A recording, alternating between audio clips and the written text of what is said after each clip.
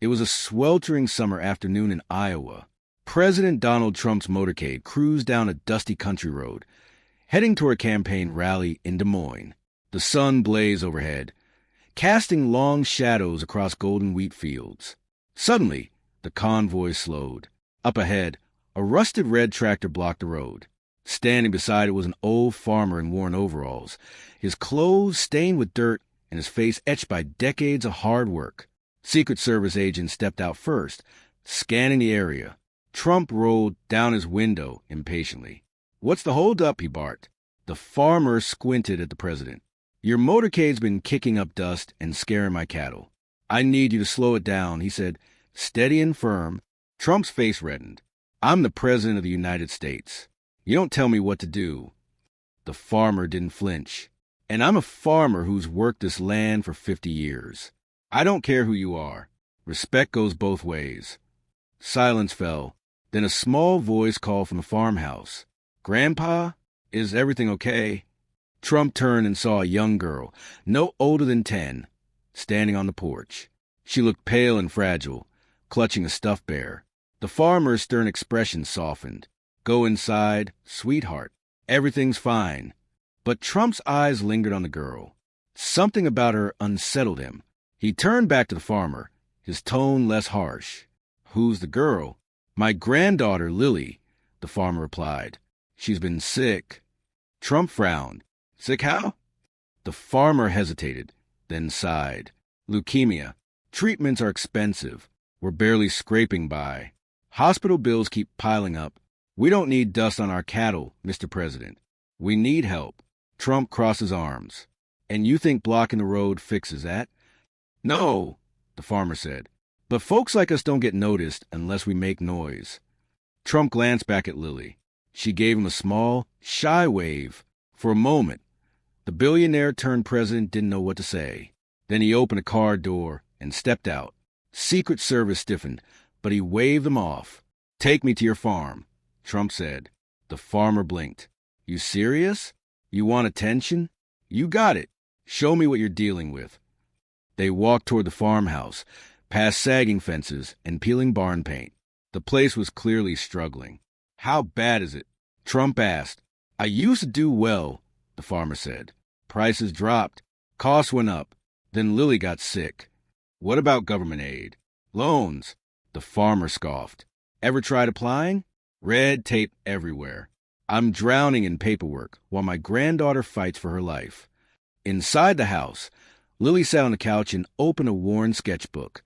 "I like to draw," she said. "It makes me happy when I don't feel good." Trump flipped through pictures of animals, fields, and people.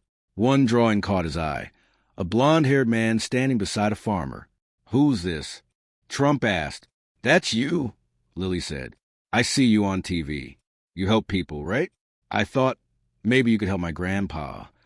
Trump looked at the farmer. Something shifted. This wasn't politics. This wasn't a rally. This was a little girl who believed in him. Trump leaned forward. "What if I told you I could help?" "I don't need charity," the farmer said. "It's not charity," Trump replied. "It's business. I help fix your farm. You give me your story.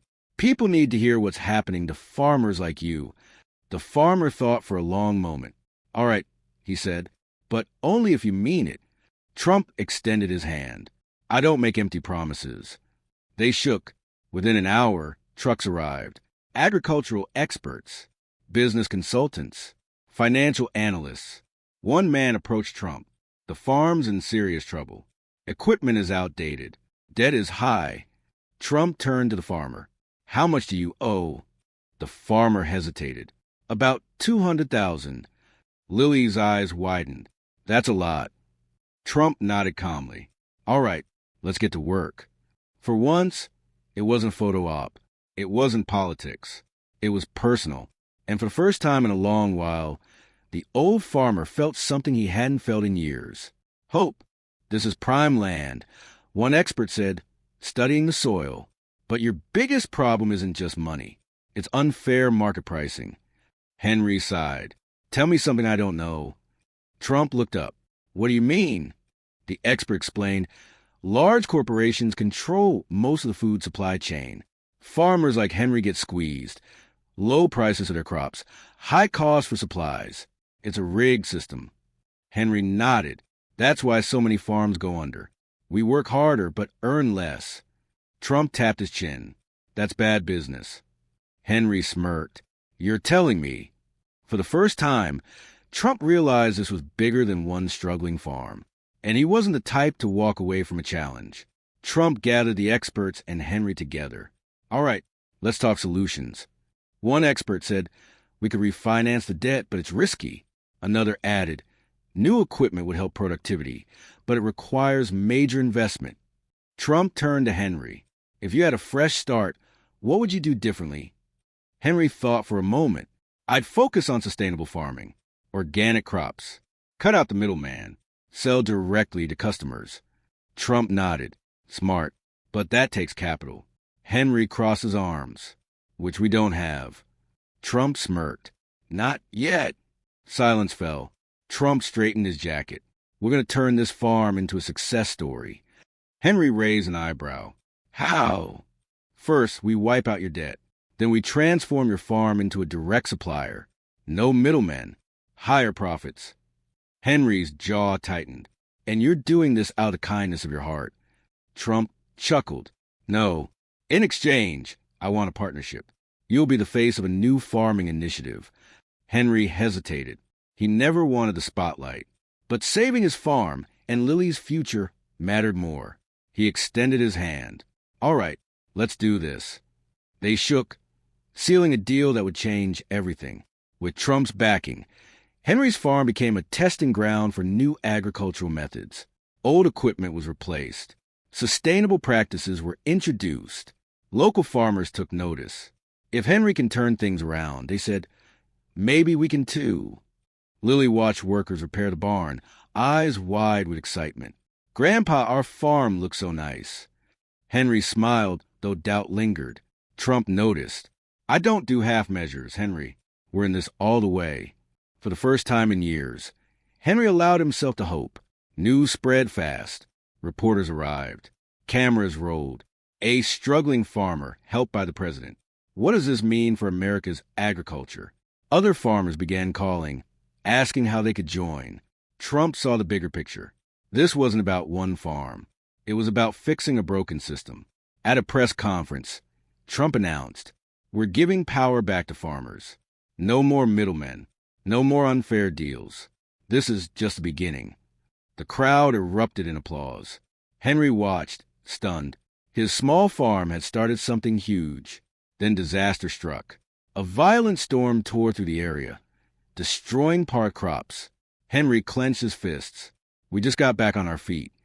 Trump arrived the next morning, surveying the damage. We'll rebuild. Henry shook his head. You don't get it. This happens all the time. One bad season, and we're back to nothing. Trump crossed his arms. Then we plan ahead. Insurance, emergency funds, better infrastructure. Henry wanted to believe him, but years of hardship had made hope dangerous.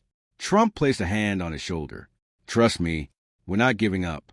For the first time, Henry felt like someone truly had his back. After the storm, something incredible happened. Farmers from nearby towns arrived with trucks, tools, and supplies. Henry stared in disbelief. You all came. A neighbor chuckled. We saw what you're building. We want in. Together, they repaired the farm in days. Trump smiled. This is what America is about. Henry felt something he hadn't felt in years. Pride. One evening, as the sun set, Lily sat beside Trump on the porch. I want to be an artist when I grow up. Trump smiled. You'll be great. She hesitated. But what if I don't get better? Trump met her eyes. You will. She beamed. You sound sure. He chuckled. Confidence is key, kid. For the first time, Lily believed she had a future. The farm's success became national news. Farmers across the country wanted to join the movement. Trump met with officials. We have to fix this system. These farmers deserve better. Henry watched from the sidelines, overwhelmed. His little farm had become something far bigger. One morning, Henry received a call. Mr. Collins, we've found a donor match for Lily. Henry's hand shook. Are you sure? Treatment can begin immediately. Henry rushed to Trump. You did this, didn't you? Trump smirked. Let's just say I made a few calls. Henry wiped his eyes. I don't know how to thank you. Just keep fighting, Trump said. Lily began treatment. The farm flourished, and Henry was no longer alone. Months later, Lily's health improved.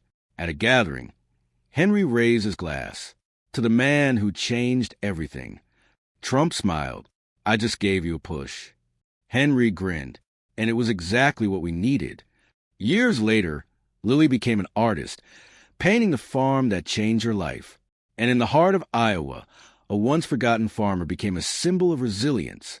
Because sometimes the most unexpected encounters lead to the most extraordinary changes.